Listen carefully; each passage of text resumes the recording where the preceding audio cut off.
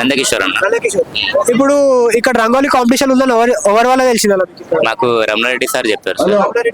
Ramanareddy. So ఇక్కడ అందరినీ చూసుకుంటే మొత్తం అమ్మాయిలు ఆంటీలు అమ్మమ్మలే వేస్తున్నారు రంగోలీ, మీరు ఒక్కటే కొంచెము ఈ కాంపిటీషన్ కి స్టార్ లాగా అనిపిస్తున్నారు, ఒక్కరే మొత్తం ఒక బాయ్ గ్యాంగ్ వచ్చింది ఇక్కడ. సో దాని గురించి అసలు ఏమనుకుంటారు?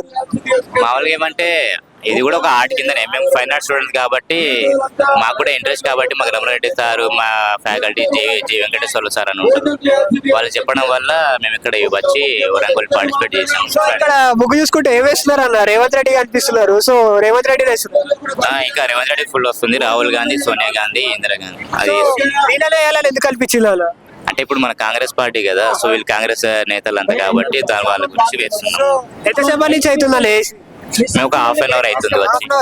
అయితే 2.5 hours నుంచి స్టార్ట్ చేసిరు అనుకోండి, ఇక్కడ మీరు హాఫ్ అన్ అవర్